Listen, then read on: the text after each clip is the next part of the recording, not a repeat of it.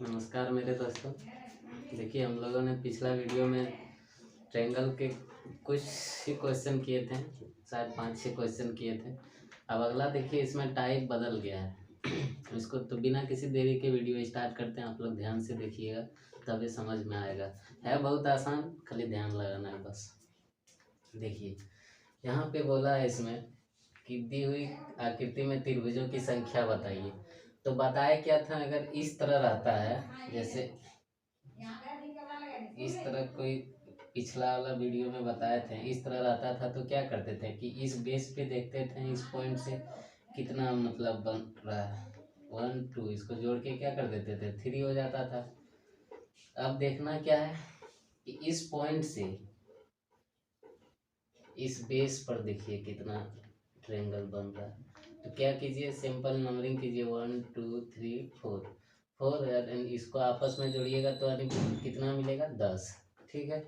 अब देखना है कि इस लाइन पे मतलब इस हॉरिजॉन्टल लाइन पे इस पॉइंट से कितना बन रहा है। तो इसको भी सेम जैसे इसको करते थे नंबरिंग, इसको भी कीजिए नंबरिंग 1 2। तो 1 2 हो गया, तो यहाँ से कितना मिलेगा हम लोग को, 3। और यहाँ से फिर देखिए इस पॉइंट से इस लाइन पर देखिए 1 2 3, तो यहाँ से हमको कितना मिलेगा, 6। अब देखिए टोटल मतलब क्या था, एक एक लाइन से, हर एक लाइन से देख लिए। अब इसको आपस में जोड़ दीजिए, 10 6 कितना हो गया, 16 और 3 19। यानी इस आकृति में टोटल त्रिभुजों की संख्या कितना है, 19 है। देखिए सेम इसी तरह इसमें करना है, इस पॉइंट से देखना है इस बेस पर कितना बन रहा है। तो 1 2 पिछला वीडियो में बताया था कि कैसे त्रिभुज निकालना है। तो 1 2 3 4 5 करना कुछ नहीं है, बस नंबरिंग कीजिए। इसको यहाँ से देखिए कि यहाँ से कितना ट्रायंगल हमको मिल रहा है। तो कितना मिल रहा है, 10 5 15, यहाँ से 15 मिल रहा है। अब फिर इस लाइन पे देखिए इस पॉइंट से कि कितना मिल रहा है। तो 1 2 3, अब इसको कितना हो जाएगा, 6 हो जाएगा यहाँ से हमको। अब फिर इस लाइन पे देखना है इस पॉइंट से, तो 1 2 3 4 यानी यहाँ से कितना मिल जाएगा, 10 को। अब देखिए इस पॉइंट इस लाइन पे देखिए इस पॉइंट से यहाँ से, तो 1 2 यानी यहाँ से कितना मिल जाएगा, 3। अब फिर इस पॉइंट से देखिए इस बेस पर, बेस बोलिए या लाइन बोलिए, बात एक ही है। देखिए अब यहाँ से देखना है 1 2, यानी यहाँ से कितना मिल गया, 3। यानी यहाँ से 3 मिला। अब क्या कीजिए, अब सबको आपस में जोड़ दीजिए। तो देखिए 15 10 कितना हो गया, 25 25 और 3 28 28 3 31 और 6 37 37। यानी इस आकृति में जो त्रिभुजों की कुल संख्या कितना है, 37 है। करना कुछ नहीं है, बस देखिए कि इस पॉइंट से आ रहा है लाइन, तो इस पॉइंट से इस बेस पर देखिए कितना बन रहा है। फिर इस पॉइंट से इस बेस पर देखिए कितना बन रहा है। फिर इस पॉइंट से इस बेस पर देखिए कितना बन रहा है। इसी तरह हर एक को चेक करना और लास्ट में आपस में जोड़ के आंसर लिख देना। सिंपल है, कुछ नहीं है। अब देखिए यहाँ पे टाइप दूसरा आ गया है। ये टाइप को देखिए, इसमें जरूरी नहीं कि ऐसा ही रहेगा, आपको ऐसे भी दे देगा। जैसे किसी दो लाइन से खींचा जाएगा, ठीक, जैसे ऐसे खींच लिया, ऐसे खींच लेगा, या तो फिर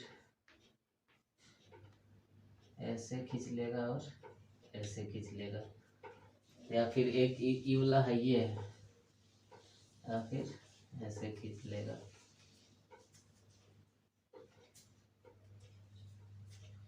अब एक बात सुनिए, ध्यान से देखिएगा हमको,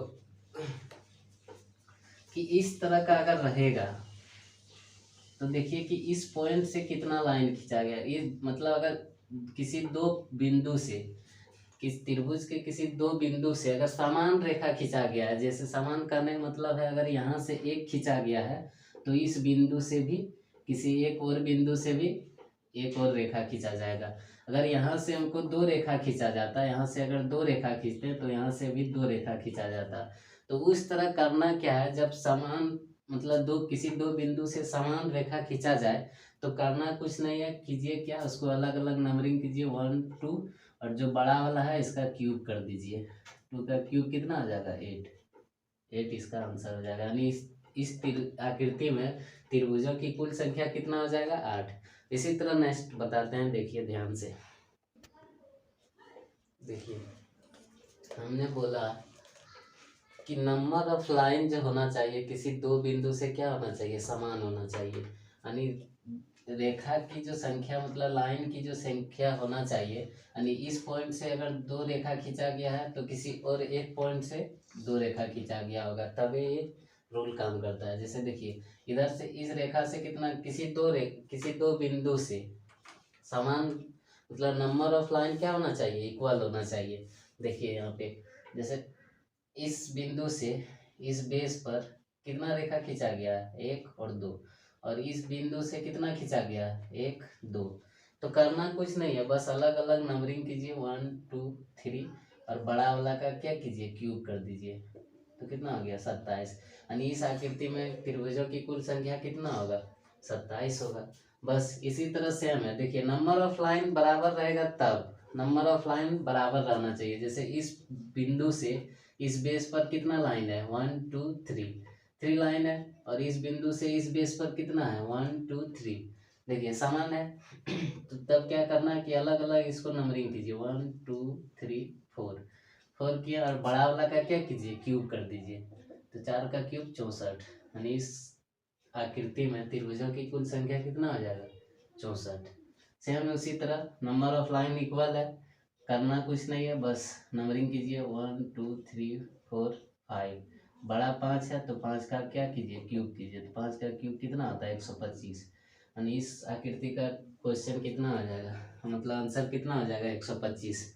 अब आप लोग सोच रहे होंगे कि अगर नंबर ऑफ लाइन बराबर है इसीलिए ये बन जा रहा है, अगर नहीं बराबर रहे तो इसके लिए हम अगला वीडियो में बताएंगे कि कैसे क्या करना है।